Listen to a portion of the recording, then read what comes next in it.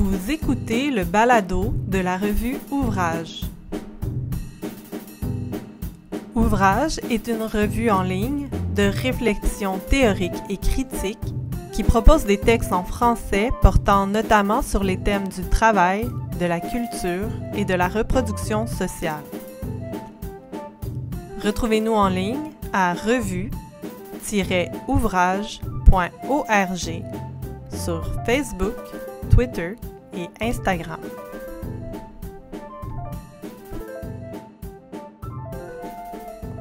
Dans cet épisode, Nathalie Staquet-Doucet lit « La femme raciste à la lanterne ». Nathalie Staquet-Doucet est infirmière et doctorante. Elle étudie l'organisation du travail infirmier à l'intérieur des structures sociopolitiques de l'hôpital.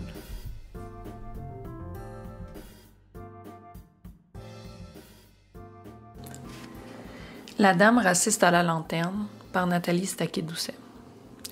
Florence Nightingale est impossible à ignorer quand on est infirmière. Dès mes premières sessions au cégep, j'ai entendu parler d'elle et la saga a continué tout au long de mes études et dans mes différents milieux de travail. Le volume de l'attention qui lui était portée m'a toujours mise mal à l'aise. En voyant des images d'elle et les extraits de ses écrits qu'on nous présentait à travers des textes qui l'encensaient, j'avais toujours une impression de déconnexion. Déconnexion de moi par rapport à une icône dans laquelle je ne me reconnaissais pas, et déconnexion entre les mots qui venaient d'elle et les textes que je lisais sur elle. J'ai longtemps essayé de l'ignorer, de fouiller pour chercher des modèles de rôle infirmier qui me ressemblaient plus, mais c'est impossible de complètement ignorer Nightingale. Le poids de son héritage est lourd et visible partout. C'est en commençant à étudier la structure sociopolitique de l'hôpital moderne que j'ai pu commencer à articuler les problèmes que cause la vénération sans critique que ma profession lui porte. Les répercussions de ces réformes hospitalières en Angleterre ont eu des répercussions à travers les colonies britanniques, dont le Canada. Le modèle hospitalier et infirmier qu'elle a développé est devenu un outil colonial qu'elle a supervisé tout au long de sa vie. Il est important de reconnaître cet aspect de la vie et du travail de Nightingale car il parle des fondements mêmes de notre profession. Qu'est-ce qu'une infirmière exactement? On se le demande souvent. Ce texte se veut un outil qui explore et jette un œil critique sur les racines de la profession infirmière. L'historiographie des soins infirmiers est blanche. Pire que ça, l'histoire des soins infirmiers est centrée autour d'une seule et unique infirmière blanche, Florence Nightingale. Malheureusement, cela ne veut pas dire que les infirmières et infirmiers comprennent vraiment qui elle était. Il existe, bien entendu, des historiens et historiennes de la profession infirmière qui font un travail extraordinaire et diversifié, mais de façon générale, tant la profession que la discipline académique des soins promeuvent une image de Nightingale qui trouve ses fondements dans la suprématie blanche au lieu de présenter des faits historiques. J'entends ici expliciter le rôle de Nightingale dans la violence coloniale perpétrée par l'Empire britannique par l'analyse de ses écrits sur les colonies britanniques. Ce faisant, il devient possible d'examiner les conséquences de son héritage sur les soins infirmiers. Nightingale et le colonialisme.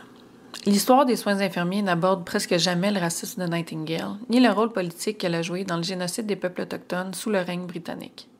Elle a conseillé bon nombre de figures politiques importantes et ses écrits à ce sujet témoignent de son soutien inconditionnel au projet colonial britannique, même si elle était consciente qu'il entraînait mort et destruction. Elle considérait que la vie des premiers peuples n'était pas cher payée pour l'expansion de l'Empire britannique. Bien que d'autres reconnaissaient déjà la brutalité du système colonial à son époque, Nightingale croyait que l'imposition de la culture britannique était nécessaire. Selon elle, agir autrement servait uniquement à préserver leur barbarisme dans le seul but de sauver leur vie. Il ne s'agit pas là de la seule déclaration raciste de Florence Nightingale, loin de là. Grâce aux efforts de numérisation, ses écrits sont désormais accessibles et il est facile de trouver des sources qui attestent de son racisme.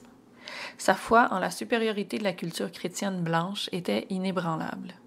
Selon ses propres dires, Nightingale considérait que les peuples autochtones étaient inférieurs et que l'État britannique était une force civilisatrice. Les propos cités plus haut sont tirés de Sanitary Statistics of Native Colonial Schools and Hospitals, un rapport rédigé par Nightingale à la demande du Colonial Office du gouvernement britannique et publié en 1863. Dans celui-ci, elle conclut que le taux de mortalité élevé de personnes autochtones dans les écoles et les hôpitaux coloniaux révélait l'empressement des autorités britanniques à les assimiler. Elle croyait que l'assimilation devait se faire de manière graduelle afin de réduire le nombre de morts, mais n'avait aucun problème avec le fait qu'il y ait des morts. Toute société en formation a eu à sacrifier une grande partie de ses premières générations afin de mettre en place les conditions nécessaires à l'émergence d'une vie nouvelle des suites du changement. Dans ce même rapport, Nightingale défend le bilan des décès d'enfants autochtones dans les institutions canadiennes préliminaires aux pensionnats autochtones. Il n'y a rien dans ce qui est rapporté à propos des écoles dans les différents comptes rendus qui puisse justifier qu'on y retrouve une prévalence particulière de maladies tuberculeuses. La cause se trouve probablement dans l'atmosphère infecte des logements autochtones. Ces observations à propos de la situation canadienne sont révélatrices de son positionnement général. Les morts dans la population autochtone étaient la résultante des habitudes de vie des Autochtones et la domination britannique ne faisait que catalyser un processus de déclin déjà enclenché.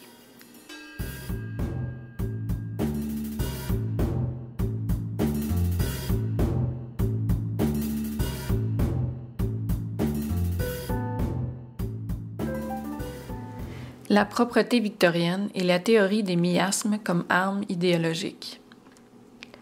Il importe de comprendre ce que signifiait la propreté à l'ère victorienne pour une infirmière comme Nightingale.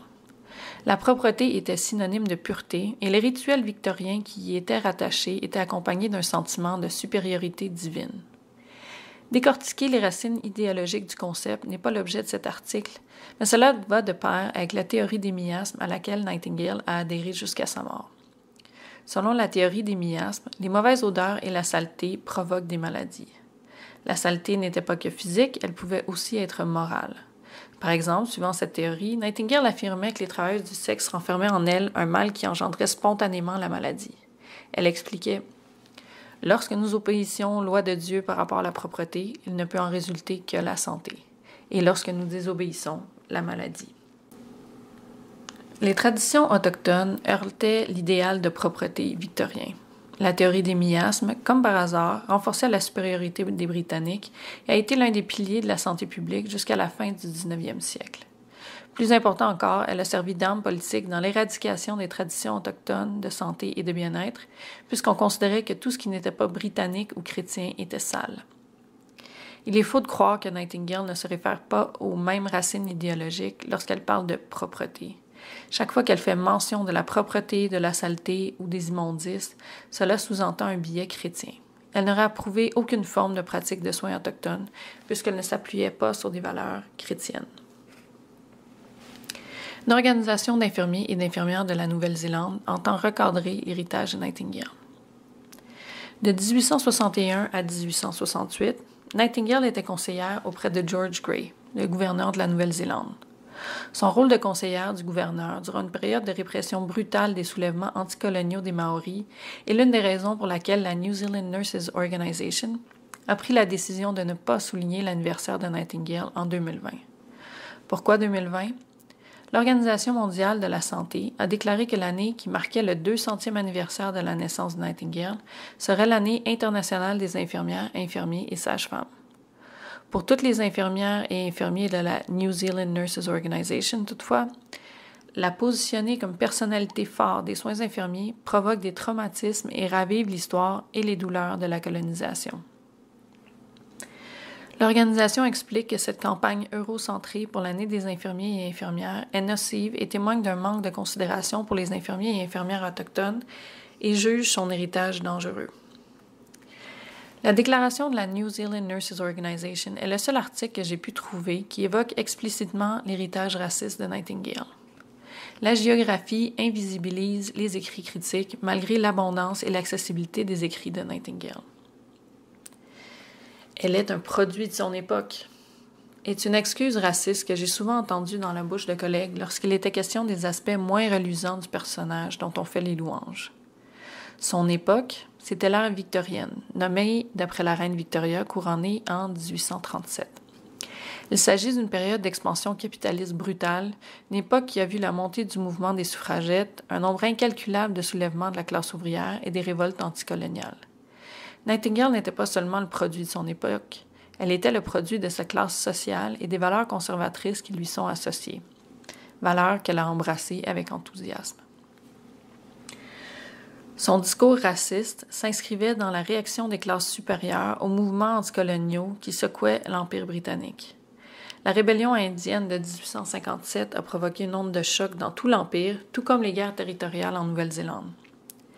Nightingale était une actrice du colonialisme britannique. Affirmer que l'époque excuse le racisme ou d'autres formes de discrimination, c'est toujours incorrect. Et en ce qui concerne Nightingale, cela témoigne aussi d'une méconnaissance de l'époque elle-même.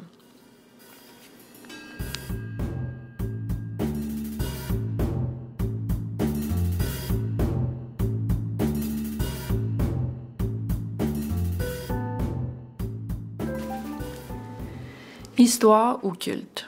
Malgré la limpidité des écrits de Nightingale, on continue à la vénérer dans les cercles académiques des soins. Si quelques chercheurs ou chercheuses l'ont critiqué, ses écrits et accomplissements ne sont jamais remis en question au sein de la profession infirmière. Un nombre considérable d'écoles de soins infirmiers de prix d'ailes dans des hôpitaux sont nommées en son honneur. Le Comité international de la Croix-Rouge attribue une médaille Florence Nightingale. Plusieurs collèges professionnels en soins infirmiers au Canada remettent des prix Nightingale, comme c'est aussi le cas dans la plupart des écoles et facultés en soins infirmiers en Amérique du Nord. Les étudiantes et étudiants en soins infirmiers à travers le monde récitent le serment de Nightingale lors de cérémonies solennelles.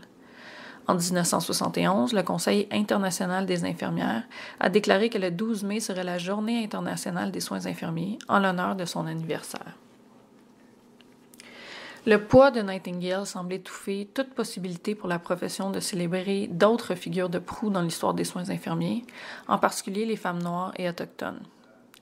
Mary Seacole, une infirmière noire, se démarque en particulier, elle qui, à la même époque, a travaillé dans les mêmes régions que Nightingale, notamment en Crimée, et durant de plus longues périodes. Elle ne doit sa renommée qu'à elle-même, à l'altruisme et au courage dont elle faisait preuve lorsqu'elle soignait des soldats blessés. Edith Montour a été la première infirmière autochtone au Canada et est une pionnière dans les soins de santé maternels et autochtones. Emma Goldman, infirmière juive et militante anarchiste, a été défenseuse de la santé des femmes et s'est battue contre les effets dévastateurs de l'industrialisation capitaliste sur la santé des populations ouvrières.